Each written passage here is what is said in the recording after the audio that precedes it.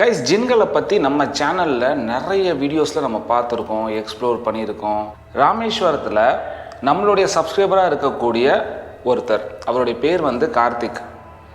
இவர் கூலி வேலை செஞ்சுட்டு இருக்கக்கூடிய ஒருத்தர் தான். இவர் வேலை செய்கிற இடத்துலேருந்து ரொம்ப தூரம் இவங்க தங்கியிருக்கிற இடம் இருக்கிறதுனால இவர் என்ன பிளான் பண்ணுறாருன்னா, இவர் வேலை செய்கிற இடத்துக்கு பக்கத்தே இருக்கக்கூடிய ஒரு அப்பார்ட்மெண்ட்டை சூஸ் பண்ணி அங்கே ஸ்டே பண்ணலாங்கிற ஒரு முடிவு எடுக்கிறாரு. இவர் மட்டும் இல்லாமல் இவர் கூடவே இவருடைய ஃப்ரெண்ட்ஸும் அங்கே தங்குறாங்க. அந்த அப்பார்ட்மெண்ட்டில் இவருக்கு லைஃப் டைம் எக்ஸ்பீரியன்ஸ், மறக்க முடியாத ஒரு ஜின்னால் ஏற்பட்ட பாதிப்பை தான் இந்த வீடியோவில் ஷேர் பண்ணியிருக்காங்க. கைஸ், இந்த மாதிரி ரியல் இன்சிடென்ட்ஸை நீங்கள் பார்க்கும்போது இந்த வீடியோ ஸ்கிப் பண்ணாமல் ஃபுல்லாக பாருங்கள். அப்படி பார்த்தீங்கன்னா தான் மற்றவங்களுக்கு எந்த மாதிரியான ப்ராப்ளம்ஸ் நடக்குது, நம்ம லைஃப்பில் இந்த மாதிரி நடந்துச்சுன்னா ஒருவேளை இதுக்கும் பேரானார்மல் விஷயங்களுக்கும் ஏதாவது சம்மந்தம் இருக்குமோன்னு சொல்லி அந்த ஒரு டைமில் உங்களுக்கு அப்போ தான் அந்த மைண்டில் வரும். அதை பேஸ் பண்ணி தான் இந்த ரியல் இன்சிடென்ட்ஸ் தொடர்ந்து நம்ம சேனலில் நம்ம பயணிச்சுக்கிட்டே இருக்கோம். உங்கள் லைஃப்பில் இந்த மாதிரி ஏதாவது ரியல் இன்சிடென்ட்ஸ் நடந்திருக்கு நம்ம சேனலில் ஷேர் பண்ணணும்னு நினச்சிங்கன்னா fayaztamilian@gmail.com நம்மளுடைய அஃபிஷியல் மெயில் ஐடிக்கு ரிட்டர்ன் ஃபார்மேட்டாவோ இல்லைனா வாய்ஸில் கூட நீங்கள் ரெக்கார்ட் பண்ணி அனுப்பலாம். அடுத்து வரக்கூடிய அப்கமிங் வீடியோஸில் கண்டிப்பாக உங்களோட இன்சிடென்ட்டை நான் ஷேர் பண்ணுவேன். உங்கள் ஹெட்ஃபோன்ஸ்லாம் எடுத்து மாட்டிக்கோங்க. Hi all of you, this is Fayaz welcome back.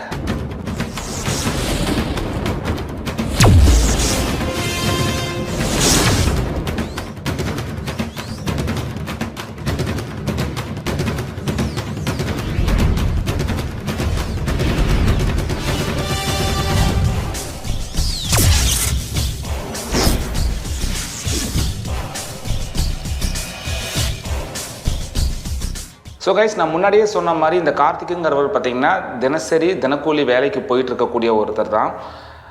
இவர் ஒரு அப்பார்ட்மெண்ட்டை சூஸ் பண்ணி அந்த அப்பார்ட்மெண்ட்டில் வேலைக்கு போகலான்னு சொல்லிட்டு முடிவு பண்ணுறாரு. ஏன்னா அங்கேருந்து இவர் வேலை செய்கிற இடம் ரொம்ப பக்கம். இவரும் இவரோட ஃப்ரெண்ட்ஸ் ஒரு 4 பேரும் சேர்ந்து அந்த அப்பார்ட்மெண்ட்டை சூஸ் பண்ணுறாங்க. ஸோ இப்படி அந்த ஃபஸ்ட்டு நாள் நைட் இந்த அப்பார்ட்மெண்ட்டில் தங்கும்போது எல்லாமே நார்மலாக தான் இருக்குது. அந்த வீட்டுக்குள்ளார எந்த விதமான சத்தங்களோ இல்லை ஏதாவது உருவங்களை பார்க்குறதோ இந்த மாதிரிலாம் எதுவுமே இல்லை. ரொம்ப காமாக இருக்குது, நார்மலாக இருக்குது. சராசரியாக எல்லா வீட்லேயும் எப்படி இருக்குமோ அந்த மாதிரி தான் இருக்குது. ஆனால் ஒரே ஒரு விஷயம் மட்டும் அவர் ஸ்ட்ரேஞ்சாக நோட் பண்ணுறாரு. நைட்டு தூங்கும்போது இந்த வீட்டில் கடிகாரம் ஓடும் இல்லையா, இந்த கடிகாரம் கரெக்டாக 2:15 மணிக்கு அப்படியே பாஸ் ஆயிடுது. அந்த கடிகாரம் ஃப்ரீஸ் ஆயிடுது, அதுக்கப்புறம் ஓடலை. இதை அடுத்த நாள் காலையில் அவர் நோட் பண்ணுறாரு. என்னடா இது, கடிகாரம் நின்றுச்சாட்டிருக்கு, இப்போ தானே புதுசாக மாட்டினோம், பேட்ரி வேறு இப்போ தானே புதுசாக மாட்டினோம், எப்படி அதுக்குள்ளே ரிப்பேர் ஆச்சுன்னு சொல்லி அவருக்கு ஒன்றுமே புரியல. கொஞ்ச நேரம் கழித்து சரி நம்ம பேட்ரி வாங்கிட்டு மாற்றலாம் அப்படின்னு சொல்லிட்டு பேட்ரி வாங்கிட்டு வராரு. வாங்கிட்டு வர கேப்பில் அந்த வாட்ச் திரும்பவும் ஓட ஆரம்பிக்குது. இவருக்கு ஒன்றுமே புரியல. வாட்ச் ஓடலைன்னு சொல்லி தான் பேட்ரி வாங்கிட்டு வந்தோம். பேட்ரி வாங்கிட்டு வாட்சை மாற்றலான்னு பார்த்தா பழைய பேட்ரி ஒர்க்காகி வாட்ச் ஆட்டோமேட்டிக்காக ஓடுதேன்னு சொல்லி அவருக்கு ஒன்றுமே புரியல. சரி, வாட்சில் ஏதாவது கோளாறாக இருக்கும் அப்படின்னு நினச்சிட்டு அதை விட்டார். அதை பெருசாக எடுத்துக்கல. புதுசாக வாங்கின பேட்டரியை ஓரமாக வச்சுட்டு அவர் வேலைக்கு கிளம்பி போயிட்டார். அவர் ஃப்ரெண்ட்ஸும் சேர்ந்து வேலைக்கு கிளம்பி போகிறாங்க. இப்போ வேலைக்கு போயிட்டு வராங்க. அதே மாதிரி உள்ளே வந்ததுக்கப்புறம் அந்த வாட்சை அவர் பெருசாக நோட் பண்ணலை. நார்மலாக எப்பவும் போல் ஆஸ் யூஷுவல் எல்லாமே சாப்பிட்றாங்க, தூங்குறாங்க. இப்போ 2வது நாள் நைட் அதே மாதிரி கரெக்டாக 2:15 மணி ஆகும்போது அந்த வாட்ச் ஃப்ரீஸ் ஆயிடுது. அடுத்த நாள் காலையில் 3வது நாள் அன்னைக்கு காலங்காத்தால் இதை அவர் பார்க்குறாரு. அவருக்கு ஒன்றுமே புரியல. அவர் ஃப்ரெண்ட்ஸ் எல்லார்கிட்டையும் கூப்பிட்டு சொல்கிறார், இதே மாதிரி தான்டா நேற்றும் வாட்ச் ஸ்டாப் ஆச்சு, கரெக்டாக 2:15 மணிக்கு ஸ்டாப் ஆச்சு, இன்றைக்கும் அதே மாதிரி 2:15 மணிக்கு ஸ்டாப் ஆகுது, என்னென்னு எனக்கு ஒன்றுமே புரியல, நீ வேணால் பாரு, இன்னும் கொஞ்ச நேரத்தில் அந்த வாட்ச் ஆட்டோமேட்டிக்காக ஓட ஆரம்பிக்கும் பாரு, அதுவாகவே ஸ்டார்ட் ஆகும் பாரு அப்படிங்கிற மாதிரி ஒரு ஃப்ரெண்ட்ஸ்கிட்ட சொல்கிறாரு. இவங்க ஃப்ரெண்ட்ஸுங்களும் உட்காந்து ஒரு 10 நிமிஷம் பார்த்துக்கிட்டே இருக்காங்க. வாட்ச் ஓடல. நான் போய் பேட்ரி வாங்குற மாதிரி போயிட்டு வரேன், அப்போ வாட்ச் ஓடும் பாரு அப்படின்னு சொல்லி கார்த்திக் சொல்கிறாரு. இவங்க ஃப்ரெண்ட்ஸ் எல்லாத்துக்குமே இவனுக்கு என்ன பைத்தியங்கிது ஆயிடுச்சா, நம்ம போய் பேட்ரி வாங்கிட்டு வந்தால் வாட்ச் ஓடுன்றான், சம்மந்தமே இல்லாமல் சொல்கிறான், பேட்ரி வாங்கிட்டு வாட்சில் மாட்டினா ஓடுன்னு சொன்னால் பரவாயில்ல, பேட்ரி வாங்க போனால் ஓடுன்னு சொல்கிறானே, இவனுக்கு என்ன. ஏன்னா இந்த சின்ன சின்ன விஷயங்கள் ஏதாவது தப்பாக நடந்துச்சுனாலே அதை பெருசாக பார்க்கக்கூடிய ஒரு சுபாவம் கொண்டவர் தான் கார்த்திக்குங்கிறவர். அந்த ஒரு வாட்டி அந்த சம்பவம் நடந்ததே அதுலேருந்து அவர் மீளல. 2வது நாள் நைட்டும் கரெக்டாக அவருக்கு ஏன்னா அந்த 2:15 மணிக்கு ஆஃப் ஆகுது, 2:15 மணிக்கு இந்த வாட்ச் நிற்கிது, கரெக்டாக இப்படி அடுத்த நாளும் இதே டைமில் நிற்கிது. அவருக்கு ஒன்றுமே புரியல. ஸோ இவர் கிளம்பி போகிறாரு. போயிட்டு வந்ததுக்கப்புறம் பார்க்குறாரு, எதுவுமே வேலைக்கு ஆகலை. வாட்ச் அப்படியே நிற்கிது. இவன் இப்படி தான் பைத்தியம் மாதிரி உரைட்டு இருப்பான்னு சொல்லிட்டு இவருடைய ஃப்ரெண்ட்ஸ் எல்லாருமே கிளம்பி வேலைக்கு போகிறாங்க, டைம் ஆயிடுச்சுன்னு சொல்லிட்டு. சரி வாட்ச் ஓடலையாட்டிருக்கு, நாம தான் அப்படி நினச்சிக்கிட்டோம் மாட்டுக்குன்னு சொல்லிட்டு இவர் கடைசியாக ரூமை விட்டு வெளியே வராரு. ரூமை விட்டு வெளியே வந்ததுக்கப்புறம் அந்த ரூம் டோரை லாக் பண்ணுறதுக்கு இப்படி கதவை சாத்துறாரு. சாத்தும் போது கரெக்டாக இந்த வாட்ச் ஓட ஆரம்பிக்குது. அப்படியே பார்த்து அவருக்கு ஜர்க் ஆகுது. அட பாவியில், இதைத்தானடா நான் சொன்னேன், இந்த வாட்ச் இந்த மாதிரி டைமில் திடீர்னு ஆஃப் ஆகுது ஆன் ஆகுது, இதே டைமில் தான் இந்த மாதிரி ஆகுதுன்னு. அப்போ தான் அவருக்கு பேனிக் மோட் ஸ்டார்ட் ஆகுது. வேகமாக வேலைக்கு போயிட்டு அவர் ஃப்ரெண்ட்ஸுக்கிட்ட சொல்கிறாரு, டேய் நான் சொன்ன மாதிரியே வாட்ச் ஓட ஆரம்பிச்சிருச்சுரா அப்படின்னு. அந்த வாட்சில் ஏதாவது கோளாறாக இருக்கும், நீ மட்டும்தான் இப்படி சொல்லிகிட்டு இருக்கிற, நீ பேட்ரி மாற்றிருப்ப, எங்ககிட்ட இப்படி கதை விட்ற அப்படிங்கிற மாதிரி அவர் ஃப்ரெண்ட்ஸ் எல்லாருமே இக்னோர் பண்ணிட்டாங்க. அன்றைக்கி மைண்டு ஃபுல்லாக அவருக்கு இதே தான் ஓடிக்கிட்டே இருந்தது. அதே நாள் நைட், இப்போது 3வது நாள். இந்த 3வது நாள் நைட்டு ஃபுல்லாக அவர் தூங்கலை. 2:15 மணிக்கு தானே இந்த வாட்ச் ஸ்டாப் ஆகுது. இந்த 2:15 மணி வரைக்கும் நம்ம முழிச்சு இருக்கலாம், என்ன தான் நடக்குதுங்கிறத நம்ம பார்த்தே ஆகணும். இந்த வாட்ச் 2:15 மணிக்கு ஏன் நிற்கிது, எதனால் இப்படி ஆகுது அப்படிங்கிறத நம்ம கிளியராக நோட் பண்ணுங்கிறதுக்காக இவர் ஃப்ரெண்ட்ஸ் எல்லார்கிட்டையும் சொல்கிறாரு. ஆனால் யாருமே அதை பெருசாக எடுத்துக்கல. ஒரே ஒருத்தர் இவர் கூட இருக்கக்கூடிய ஃப்ரெண்டு அஸ்வின் மட்டும் வெயிட் பண்ணுறாரு, சரி அப்படின்னு. அவருக்கும் கிட்டத்தட்ட பார்த்தீங்கன்னா ஒரு 1-1:30 வரைக்கும் வெயிட் பண்ணுறாரு. அப்புறம் தூக்க கழகத்தில் அவரும் தூங்கிடுறாரு. இப்போ 1:30 மணியை கிராஸ் ஆகுது. கார்த்திக் மட்டும் அந்த வாட்சை உத்து பார்த்துக்கிட்டே இருக்கார். கரெக்டாக மணி 2:15 ஆகும்போது வீட்டில் பவர் ஆஃப் ஆகிடுது. வீட்டில் பவர் ஆஃப் ஆன உடனேயே அந்த ஒரு மயான அமைதி இருக்கும் தெரியுமா, நம்ம வீட்டில் கரண்ட்டு போச்சுன்னா ஒரு மயான அமைதி இருக்கும் தெரியுமா, சின்ன சத்தம் கூட பயங்கர இதாக கேட்கும். அந்த கரண்ட் ஆஃப் ஆகும்போது வாட்ச் ஆஃப் ஆகுதா இல்லையாங்கிறத தெரியல, கண்ணுக்கு தெரியல. கரண்ட் ஆஃப் ஆனே கிச்சனில் பார்த்தீங்கன்னா ஏதோ பாத்திரம் உருட்டுற மாதிரி சத்தம் கேட்குது. இதை கேட்கும்போது இவர் பதற ஆரம்பிக்கிறார். நம்ம வாட்சை பார்க்கலான்னு பார்த்தா கிச்சனில் சத்தம் வருது, இவருக்கு ஒன்றுமே புரியல. கொஞ்சம் நேரத்தில் ஒரு 2 நிமிஷத்தில் பார்த்தீங்கன்னா கரண்ட் வந்துடுது. கரண்ட் வந்ததுக்கப்புறம் பார்த்தீங்கன்னா வாட்ச் அப்படியே ஃப்ரீஸ் ஆகிடுது. அவங்க ஃப்ரெண்ட்ஸுங்களை அவர் எழுப்பி பார்க்குறாரு, நல்லா தூங்கிட்டு இருக்காங்க. உட்காந்து அந்த வாட்சையே பார்க்குறாரு, கிச்சனை பார்க்குறாரு. இவருக்கு ஒன்றுமே புரியல, ஏன் இந்த வீட்டில் இந்த மாதிரி நடக்குது, யார் இதெல்லாம் பண்ணுறா, இந்த வீட்டில் இதுக்கு முன்னாடி எதாவது நடந்திருக்குமான்னு சொல்லி இவருக்கு ஒன்றுமே புரியல. அதே நாள் நைட்டு வேலைக்கு போகிறாரு. இப்போ இவங்களுக்கு அடுத்து என்ன நடக்குங்கிறது தெரியும். எப்படி இருந்தாலும் நம்ம ஃப்ரெண்ட்ஸை கூப்பிட்டு சொல்லுவோம், அந்த கேப்பில் வாட்ச் ஓட ஆரம்பிச்சிடுங்கிறது அவருக்கு நல்லாவே தெரியும். கெஸ் பண்ண மாதிரியே ஒரு 4-4:30 மணி வரைக்குமே முழிச்சிட்ருக்காரு. அதுக்கப்புறம் தூக்க கழகத்தில் அவரும் தூங்கிடுறாரு. காலையில் எழுந்திரிச்சு பார்த்தா அந்த வாட்ச் ஓட ஆரம்பிக்குது. இதுக்கு மேலே நம்ம ஃப்ரெண்ட்ஸுங்க யாரும் நம்ப மாட்டானுங்க, நமக்கு ஏதாவது ஒன்றுனா நாம் தான் பார்க்கணும், இவ்வளோ சொல்லி நம்ப மாட்டேன்றானுங்க. அது என்னென்னா இவருடைய கண்ணுக்கு மட்டும்தான் இந்த ஒரு விஷயம் தெரிய ஆரம்பிக்குது. 2:15 ஆஃப் ஆகிறதும் சரி, அதுக்கப்புறம் திரும்ப ஆன் ஆகிறதும் சரி, இவர் மட்டும்தான் பர்டிகுலராக இதை நோட் பண்ணிக்கிட்டே இருக்கார். இப்போ காலையில் வேலைக்கு போகலான்னு சொல்லிட்டு இவர் போகிறாரு. போகும்போது இவர் ஃபோனில் ஸ்வைப் பண்ணி பார்த்துட்டே இருக்கார். இப்போ ஃபோட்டோஸ்லாம் எடுத்து இல்லைன்னா ஃபோட்டோஸுக்கு எல்லாத்தையும் பார்த்துட்டு இருக்கும்போது அதில் ஒரு வீடியோ, வித்தியாசமான ஒரு வீடியோ அவர் பார்க்குறாரு. அந்த வீடியோவில் என்ன இருக்குன்னா, நைட்டு ஃபுல்லாக உட்காந்து அந்த கடிகாரத்தையே பார்த்துக்கிட்டு இருந்தாருன்னு நான் சொன்னேன் இல்லையா, அதை சைடில் யாரோ ஒருத்தவங்க வீடியோ எடுத்திருக்காங்க. அந்த எடுத்த வீடியோவை இவரே பார்க்குறாரு. இவர் வாட்சை பார்க்குறத இங்கேருந்து யாரோ வீடியோ எடுக்கிறாங்க. இந்த ஒரு வீடியோ ஃபுட்டேஜ் இவர் ஃபோனில் இருக்கிறத இவரே லைவாக பார்க்குறாரு. ஃபோனு என்கிட்ட இருக்குது, கூட இருக்கிற பசங்க எல்லோரும் தூங்கிட்டு இருக்காங்க, இந்த வீடியோவை யார் எடுத்திருப்பா, என்ன நடக்குது இந்த வீட்டில், இதை சொன்னாலும் எவனும் நம்ப மாட்டானுங்க. இப்போ அந்த 4 பேர்கிட்டையும் போய் நம்ம இதை சொன்னோம் அப்படின்னா 4 பேருக்குமே தெரியும், இந்த 4 பேரில் யாராவது ஒருத்தர் தான் எடுத்திருப்பாங்க. அதனால் மீதி இருக்க 3 பேருமே பொய் சொல்கிறாங்க அப்படின்னு தான் நினைப்பாங்க. ஆனால் உண்மை என்னென்னா 4 பேருமே எடுக்கலை. அப்போ இந்த வீடியோ யார் எடுத்தா? இதுக்கு இவர் பயங்கர ஒரு டென்ஷனு, பதட்டம், எல்லாருமே நம்ம கண்ணு முன்னாடி தூங்கிட்டு தான் இருந்தானுங்க. எவன் இந்த வேலையை பார்த்தான், எதுவுமே இவருக்கு ஓடலை, மைண்டில் ஓடவே மாட்டேங்குது. கண்ணுக்கு முன்னாடியே பார்க்குற 4 பேருமே தூங்கிட்டு இருக்காங்க. பசங்களை பார்க்குறாரு, வாட்சை பார்க்குறாரு, பசங்களை பார்க்குறாரு, வாட்சை பார்க்குறாரு. அப்போ இந்த வீடியோவை யார் எடுத்தா? இதில் ஹைலைட் என்னன்னா, அந்த வீடியோவில் கூட பசங்களை இவர் பார்க்கும்போது 4 பேர் தூங்குறாங்கன்னு நான் சொன்னேன் இல்லையா, அதுவும் ரெக்கார்டாக இருக்குது. அப்போ எடுத்தது யார்? சரி, கொஞ்ச நேரம் கழித்து இதை காமிச்சாலாவது பசங்க நம்புவாங்களேன்னு சொல்லிட்டு என்ன பண்ணுறாரு, இந்த வீடியோவை கொண்டு போய் காட்டுறாரு.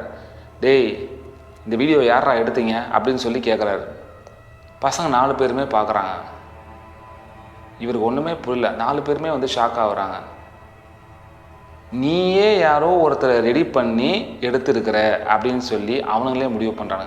ஏன்னா நீங்கள் யோசிச்சு பாருங்களேன், யாருமே நம்ப மாட்டாங்க.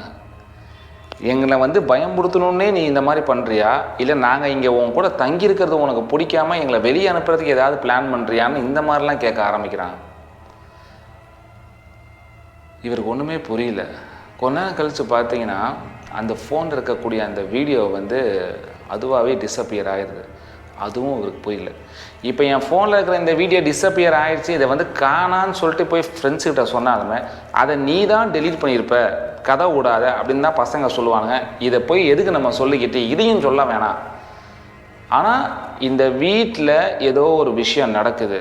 இந்த வீட்டில் இருந்த கடிகாரம் வந்து இந்த வீட்டில் ஆல்ரெடி இருந்த கடிகாரம் கிடையாது. இதை வெக்கேட் பண்ணும்போது இவங்க புதுசாக வாங்கிட்டு வந்த கடிகாரம் தான் அது. நாம் வாங்கிட்டு வந்த கடிகாரம் ஏன் 2:15 மணிக்கு நிற்கிது? ஏன் வந்துட்டு அது நமக்கு மட்டும் தெரியுது, ஏன் மற்றவன் எவனுக்கும் தெரியல? நைட்டு எடுத்த இந்த வீடியோ யார் எடுத்தா, ஏன் அந்த வீடியோ திடீர்னு டிஸப்பியர் ஆகுது? இந்த மாதிரி இது எல்லாமே அவர் மைண்டை போட்டு ஒரு சுழட்ட ஆரம்பிக்குது. இதுக்கு ஏதாவது ஒரு விஷயம் காரணம் இருக்கும்.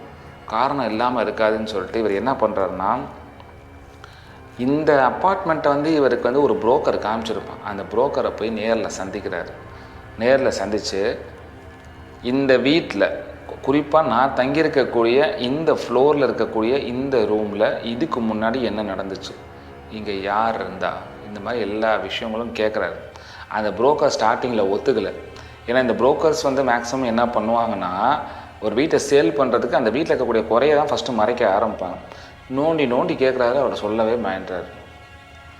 அப்புறம் வந்து எப்பவும் போல் கொஞ்சம் ஐஸ் வச்சு கொஞ்சம் கேன்வாஷ் பண்ணி அந்த புரோக்கர்கிட்ட வந்து பேச ஆரம்பிக்கிறாரு. இந்த மாதிரி எனக்கு இன்னும் பசங்க நிறைய பேர் இருக்காங்க, நான் எல்லாரையும் நான் இங்கே கூட்டு வரேன், நீ இருக்கிற விஷயத்த மட்டும் சொல்லு, நான் வேறு இடம் இருந்தால் கூட பரவாயில்ல, நான் அங்கே கூட நாங்கள் ஷிஃப்ட் ஆகிக்கிறோம், உனக்கு நான் தேவையான கமிஷனை நான் எக்ஸ்ட்ராவே கொடுக்குறேன், ஆனால் இது எங்கள் வாழ்க்கை பிரச்சனை, ஒழுங்காக உண்மையை மட்டும் சொல்லு அப்படின்னு சொல்லி கேட்கும்போது தான் அந்த புரோக்கர் ஒரு விஷயம் சொல்கிறாரு. இந்த வீட்டில் நீ தங்கியிருக்கக்கூடிய இந்த ஃப்ளோரில் இந்த ரூமில் ஒரு பொண்ணு வந்து சூசைட் பண்ணி இறந்துருக்கு. அந்த பொண்ணு இறந்தது வந்து நடுஜாம 2:30 இந்த மாதிரி டைமில் தான் அந்த பொண்ணு இறந்துச்சு அப்படின்னு சொல்கிறாரு. இதை கேட்கும்போது கார்த்திக்கு பயங்கரமான ஒரு ஷாக் ஆகுது. அவன் வந்து கார்த்திக் வந்து ஒரு விஷயம் கேட்குறாரு, இந்த பொண்ணு இறந்த டைம் எக்ஸாக்டாக ஒரு 2:15 இருக்குமா அப்படின்னு சொல்லி கேட்குறாரு. அது எனக்கு சரியாக தெரிலப்பா, ஆனால் 2 to 2:30 இந்த டைம் தான், இவ்வளோ தான் எனக்கு தெரியும். ஆனால் இதெல்லாம் வந்து எப்போ நடந்த விஷயம், அது 2-3 வருஷத்துக்கு முன்னாடி நடந்த விஷயம். ஆனால் அதுக்கப்புறம் யார் வந்தாலுமே இந்த வீட்டில் வந்து அவ்வளோக்கா தங்குறதில்ல, அதுவும் நீ தங்கியிருக்கிற இந்த ரூமில் வந்து குறிப்பாக வந்து யாரும் தங்குறதில்லை அப்படிங்கிற மாதிரி இந்த புரோக்கர் சொல்கிறார். அப்புறம் எதுக்கு என்னையை வந்து இங்கே சேர்த்து விட்டேன், நான் பலிகாடு ஆகிறதுக்கா, இங்கே நடக்கிறது எதுவுமே என் ஃப்ரெண்ட்ஸே நம்ப மாட்டேறாங்கன்னு சொல்லிட்டு அந்த புரோக்கர்கிட்ட வாக்குவாதம் பண்ணுறாரு. எனக்கு வேறு ஒரு வீடு சீக்கிரமாக பார்த்து சொல்லுங்கள், இங்கே நான் இதுக்கு மேலே இருக்க மாட்டேன், இங்கே வந்து எனக்கு தான் விஷயங்கள் நடக்குது, நான் சொன்னால் யாருமே நம்பவும் மாட்டேன்றாங்க, அதனால் முடிஞ்ச வரைக்கும் சீக்கிரமாக எனக்கு வேறு வீடை பாருங்கள், நாங்கள் எல்லாருமே ஷிஃப்ட் ஆகிக்கிறோம் அப்படிங்கிற மாதிரி வந்து புரோக்கர்கிட்ட சொல்கிறாரு. புரோக்கரும் சரின்னு சொல்லிடுறாரு. இப்போ அதே நாள் நைட்டு கார்த்திக்கு இந்த மாதிரி விஷயங்கள் தெரியறதுக்கு முன்னாடியே அவர் தூங்காமல் அந்த வாட்சை பார்த்தார். இப்போ இந்த விஷயம்லாம் தெரிஞ்சிருச்சு. இப்போ மனுஷன் யாருக்காவது தூக்கம் வருமா, எப்படா அடுத்த வீடை பார்ப்போம், எப்படா இங்கேருந்து நம்ம காலி பண்ணுவோம், எப்படா நம்ம வந்து புது இடத்துக்கு போவோங்கிற இந்த ஒரு மைண்ட் செட்லேயே தான் ஒரு மைண்டு ஓடிட்டுருக்கு. இப்போது இவர் என்ன பண்ணுறாருன்னா, சேஃப்டிக்கு டார்ச் லைட்டு, ஃபோனில் சார்ஜ் போட்டு எல்லாமே ரெடியாக வச்சுக்கிறாரு. அடுத்து இவருக்கு என்ன நடக்க போகுதுன்னு தெரியும். எப்படி இருந்தாலும் இந்த வீட்டில் கரண்ட் ஆஃப் ஆகும். கரண்ட் ஆஃப் ஆகும்போது நம்ம எதுவுமே தெரியாமல் இருக்கக்கூடாதுன்னு சொல்லிட்டு மணி கரெக்டாக ஒரு 2:13 ஆகும்போது அந்த வாட்சை ஃபோக்கஸ் பண்ணிய டார்ச் லைட்டு, ஃபோனில் இருக்கக்கூடிய ஃப்ளாஷ் லைட்டு 4 பக்கமும் வச்சிடுறாரு. என்ன ஆனாலும் சரி, கரண்ட்டே போனாலும் சரி, இந்த கடிகாரம் வந்து இந்த வீட்டில் நிற்கும்போது இந்த வீட்டில் என்ன மாதிரியான விஷயங்கள் நடக்குதுங்கிறத நம்ம நோட் பண்ணணும். ஏன் இந்த மாதிரி நடக்குது, இதை யார் பண்ணுறா, இறந்து போன ஆன்மா வந்து இந்த டைமில் இறந்துச்சுங்கிறதுக்காக தான் இந்த மாதிரி பண்ணுதா, இல்லை என்ன காரணங்கிறத தெரிஞ்சுக்கணுங்கிறதுக்காக வந்து இதை பண்ணுறாரு. ஸோ கரெக்டாக 2:15 மணி ஆகுது. இன்றைக்கி வந்து பார்த்திங்கன்னா கரண்ட் ஆஃப் ஆகலை, ஆனால் அவர் லைட் எல்லாம் கரெக்டாக ஃபோக்கஸ்டாக வச்சுருக்காரு. வாட்சும் வந்து ஓடுது.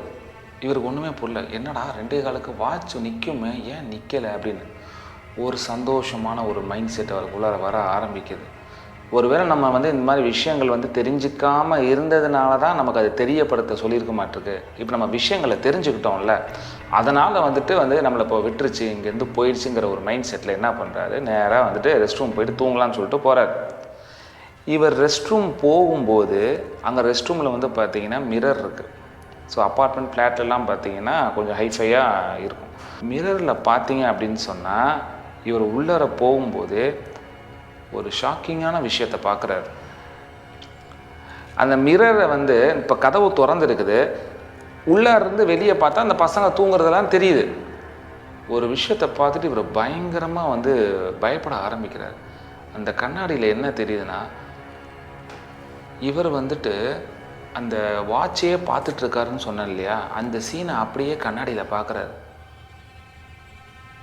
கண்ணாடியில் பார்த்தா இவரை மாதிரியே ஒருத்தன் பின்னாடி நிற்கிறான், நின்று அந்த வாட்சையே பார்த்துட்ருக்கான். 2:15 மணி ஆயிடுச்சு, கரண்ட்டு போகலை, வாட்சும் நிற்கலைன்னு சொல்லிட்டு அப்படி சந்தோஷமாக பார்க்குறாரு. ஆனால் இதோடு சேர்த்து இன்னொரு விஷயத்தையும் சேர்த்து பார்க்குறாரு. இவருக்கு பக்கத்துலேயே அந்த பொண்ணு அந்த வாட்சையும் பார்த்துட்டு இவரையும் பார்க்குறதையும் சேர்த்து பார்க்குறாரு. கொஞ்ச நேரத்துக்கு முன்னாடி என்ன நடந்துச்சுங்கிறத அவரே ரீகால் பண்ணி பார்க்குறாரு. அந்த கண்ணாடியில் பார்க்குறாரு. அந்த கண்ணாடியில் இவரும் இருக்கார். இவர் வாட்சை பார்க்குறதும், இவருக்கு பக்கத்தில் இறந்து போன அந்த பொண்ணோடைய உருவம் நின்று இவரை பார்த்து சிரிக்கிறதையும் இவர் பார்க்குறாரு. அப்படியே பயங்கரமாக கத்துறாரு.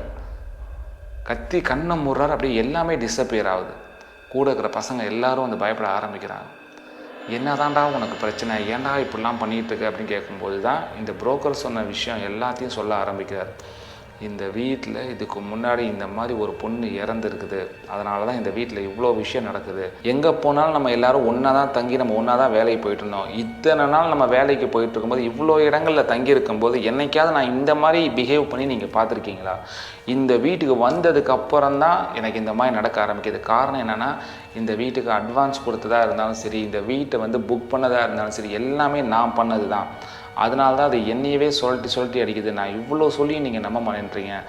புரோக்கர்கிட்ட வேறு வீடு பார்க்க சொல்லிட்டேன், என்னால் இங்கே இருக்க முடியாது, நம்ம உடனே இங்கேருந்து கிளம்பலாம். இல்லை உங்களுக்கு நம்பிக்கை இல்லைன்னா கூட நீங்கள் கூட இருங்க, இதுக்கு மேலே நான் இங்கே இருக்க மாட்டேன். ஆனால் இங்கே இருக்க கண்டிப்பாக உங்களுக்கும் ரிஸ்க் தாங்கிற மாதிரி ஒரு வார்னிங்கை வந்துட்டு கார்த்திக் வந்து அவங்க ஃப்ரெண்ட்ஸ் எல்லாருக்குமே கொடுக்குறாரு. இப்போதைக்கு தேவையான திங்ஸ் எல்லாம் பேக் பண்ணிட்டு வேகமாக அந்த ரூமை விட்டு வெளியே வராரு. ஸோ இப்படி இந்த ரூமை விட்டு வெளியே வரும்போது இந்த திங்ஸ் எல்லாம் பேக் பண்ணும்போது இவருடைய சார்ஜரை வந்து இவர் மறந்துடுறாரு. ஸோ இவருடைய சார்ஜரை எடுக்கிறதுக்காக திரும்ப உள்ளார போகிறாரு. அங்கே கபோர்டில் வந்து பார்த்திங்கன்னா ஒரு டைரி இருக்குது. இவருக்கு ஒன்றுமே புரியல, யாரோட டைரியாக இருக்கும், நம்ம பசங்க யாருமே டைரி எழுத மாட்டாங்களேன்னு சொல்லிட்டு அந்த டைரியை வந்து ஓப்பன் பண்ணுறாரு. அந்த ரைட்டிங்ஸ் எல்லாம் வந்து பார்த்திங்கன்னா கொஞ்சம் பழைய காலத்து ரைட்டிங்ஸ் மாதிரி இருக்குது. அதாவது ஒரு 4 வருஷம் 5 வருஷத்துக்கு முன்னாடி இருக்கக்கூடிய ஒரு புக்கு மாதிரி அந்த புக்கு இருக்குது, டைரி.